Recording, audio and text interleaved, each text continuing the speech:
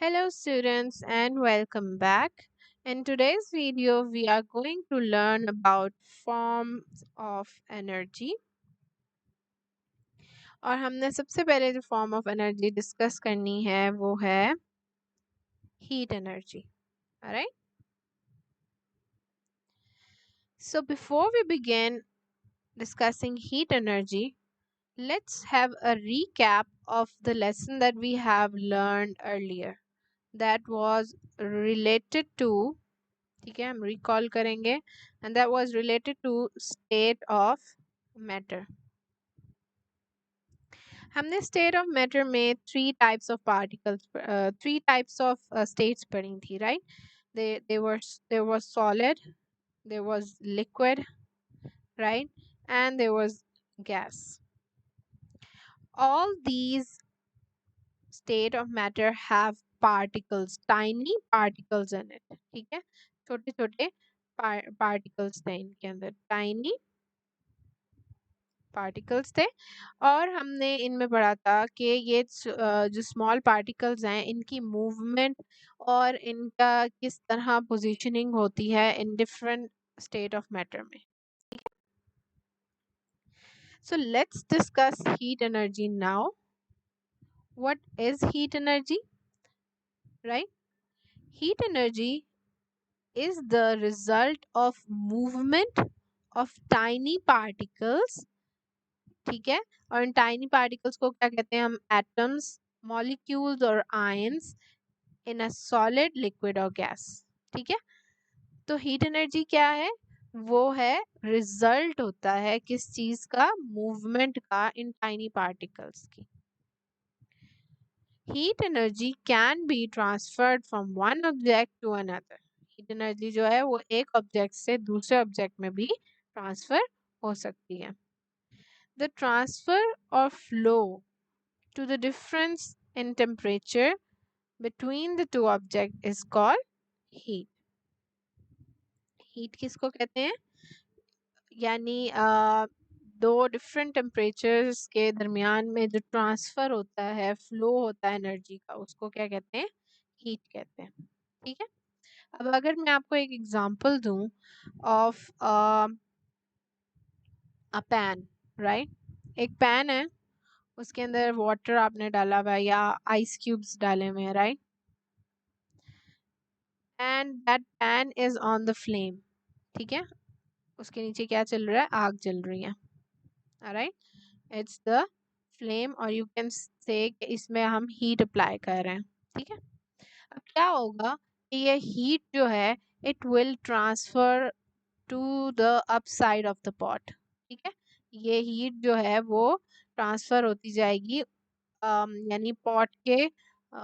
ऊपर जो अंदर जितना भी मटेरियल है उसको भी वो हीट प्रोवाइड होती जाएगी राइट और जो पार्टिकल्स इस पॉट के हैं ठीक है वो क्या करेंगे they will try to move inside it और इसके अलावा if there is ice cube inside it या if there is water inside it तो लिक्विड का क्या होगा कि movement of the particles will also happen in the liquid as well why is it happening it's because of the heat energy applied to the pan ठीक है अगर मैं आपको ये कहूँ कि अगर आपने पैन के अंदर आप कोई भी चम्मच रखते हैं ठीक है तो क्या होगा कि वो अगर वो पैन हॉट है तो आप ऑटोमेटिकली देखेंगे कि कुछ देर के बाद वो चम्मच भी जो है it will be also hot ठीक है सो दैट मीन्स कि क्या हो रहा है इसमें एक्चुअली एनर्जी ट्रांसफर हो जाती है ठीक है और वो कौन सी एनर्जी ट्रांसफर होती है वो होती है हीट एनर्जी ठीक है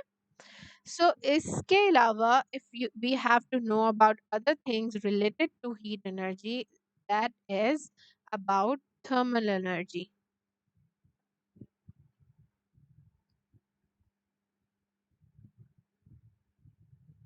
alright the heat an object contain is the total amount of thermal thermal energy ठीक है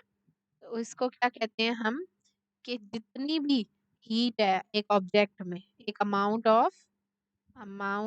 of heat present in an object उसको हम कहते हैं thermal energy.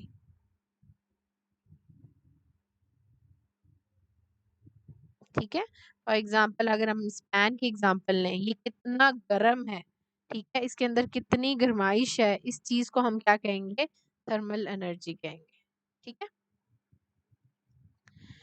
Heat is the transfer और flow of thermal energy from a warmer object to a cooler object. ठीक है,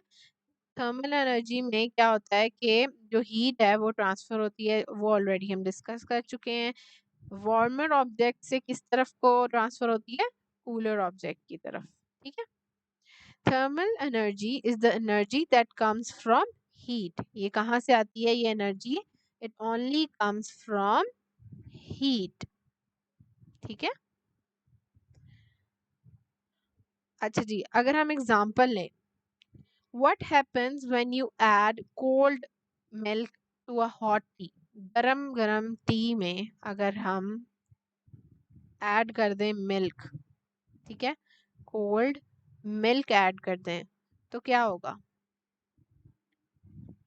the thermal energy in the hot cup of tea is transferred to the particles in the cold milk, making the tea cooler। क्या होगा कि हमारे जो उसके अंदर particles होंगे,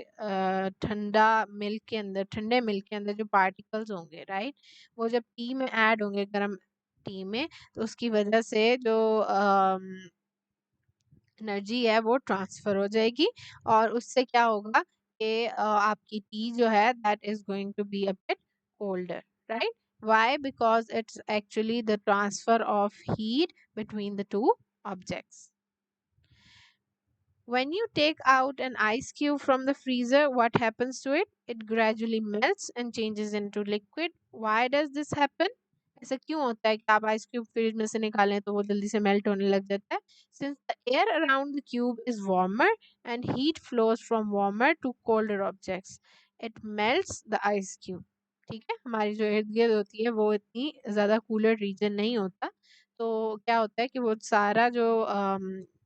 hotness है in the environment, it attacks the cooler region, right? और उस टाइम हमारे पास cooler region क्या है, ice cube। तो ice cube क्या है, it will start to melt। ठीक है, so that is the transfer of heat from colder to hotter region। ठीक है, heat जो है it can melt the solids, it can change the state, different states of matter। इसके अलावा T जो है, लिक्विड्स जो हैं, उनको भी ये it can also affect the state of liquid and it can change into a gas। इसके अलावा the heat is actually measured in joules। ठीक है, तो अगर आपने हीट को मेजर करना है, ठीक है,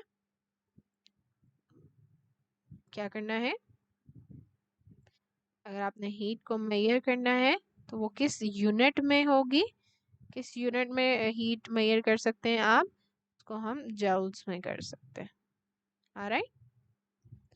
so that is it about the whole heat energy। We are going to further learn about other forms of energy in the upcoming videos।